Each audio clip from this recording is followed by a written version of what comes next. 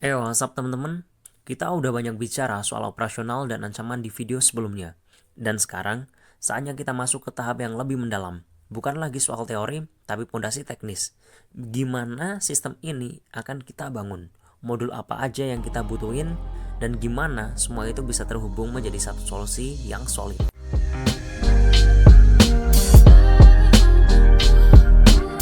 Kalau diibaratkan, sistem ini kayak bangunan teman-teman.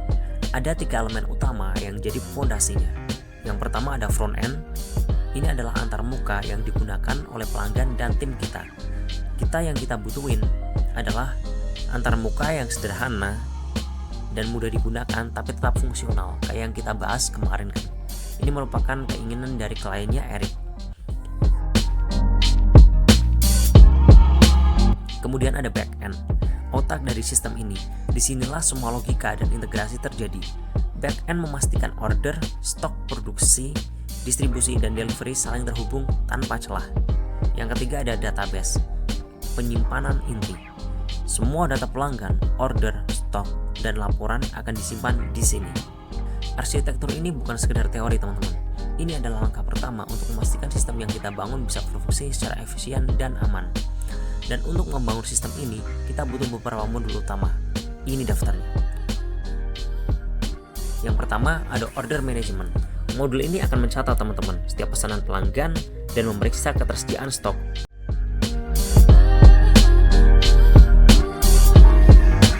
Yang kedua ada inventory management.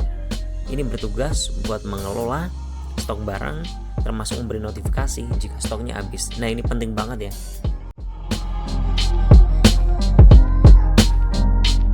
Yang ketiga ada production planning, mengatur jadwal produksi berdasarkan pesanan yang masuk. Yang keempat ada distribusi tracking. Ini yang udah kita bahas, sering lah kita bahas, tujuan utama juga ya di distribusi. Ini buat memastikan barang yang kita kirim bisa dipantau secara real time.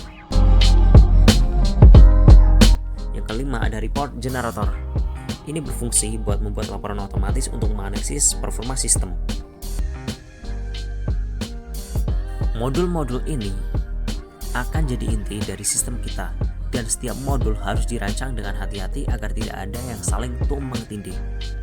Dan ngomong-ngomong soal teknis nih teman-teman, gue udah punya bayangan teknologi apa aja yang bakal kita gunain. Sure, yang pertama buat front end kita bakal pakai framework seperti React.js, pasti itu. Terus mungkin juga kita bakal pakai Vue.js ya, untuk membuat antar muka yang dinamis dan responsif, yang mana gue udah biasa gunain, terutama React.js, yang pastinya juga bakal lebih gampang lah. Yang kedua buat backend-nya, tentu aja gue bakal pakai Node.js, atau mungkin gue bakal pakai Python. Kan kalau Python itu biasanya kita pakai kalau nggak Django ya, Flash gitu kan. Kalau Node.js kan emang gue dasarnya JavaScript, jadi udah familiar gitu. Dan menurut gue di antara Node.js dan Django itu merupakan pilihan yang solid banget teman-teman, terutama buat kalian yang memikirkan tentang logika server. Dan yang ketiga database. Ya, kemarin karena kita udah buat pakai Firebase, tapi di sini kita membutuhkan skala yang lebih besar teman-teman. So di sini mungkin gue bakal pakai PostgreSQL untuk kebutuhan yang relasional, atau mungkin MongoDB. Kalau sekarang MongoDB itu yang Atlas gitu kan.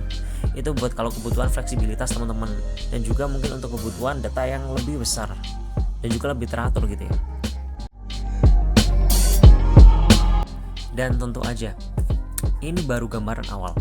Teknologi bisa berubah seiring dengan kebutuhan dan evaluasi kita nanti teman-teman. Dan di sini poin pentingnya, front end itu mesti user friendly. Ini ya kayak kliennya Eric bilang. So gue udah buat sketsa awal untuk tampilan UI or UX-nya. Ini contoh wireframe sederhana ya teman-teman. Yang pertama ada halaman order.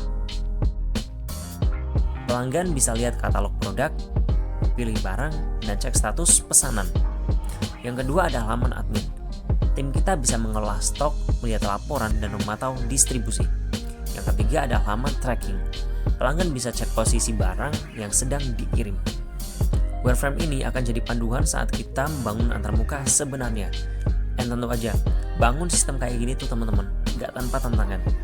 Beberapa masalah teknis yang mungkin bakal muncul, antara lain yang pertama ada integrasi modul teman-teman. Kita mesti memastikan semua modul itu bisa saling komunikasi tanpa error. Ya, ini benar-benar nih. pokoknya mesti terhubung gitulah, dari front end ke back endnya ke database-nya mesti terhubung teman-teman. Yang kedua, ini penting banget, kita perlu memperhatikan tentang skalabilitas teman-teman. Sistem harus bisa menangani peningkatan jumlah pengguna tanpa crash. Nah, biasanya kalau di sistem itu, kalau kita kebanyakan pengguna gitu kan, kebanyakan user, itu akan menghasilkan sebuah overload sistem. Jadi ntar sistemnya error. Dan yang ketiga, ada keamanan. Kita mesti memastikan data pelanggan terlindungi dari ancaman hacker.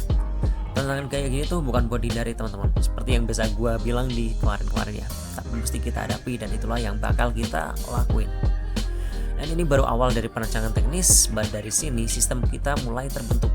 Fondasi yang kuat adalah kunci sistem yang aman dan efisien. Dan di video berikutnya kita bakal mulai masuk ke langkah nyata, prototyping. Dan sampai saat itu, jika kalian masih tertarik dengan video ini dan masih penasaran dengan video selanjutnya, jangan ragu buat klik like, comment, share, and subscribe biar nggak ketinggalan info-info seputar ethical hacking dan cyber security lainnya. Dan gue Revan, stay safe because no system is safe.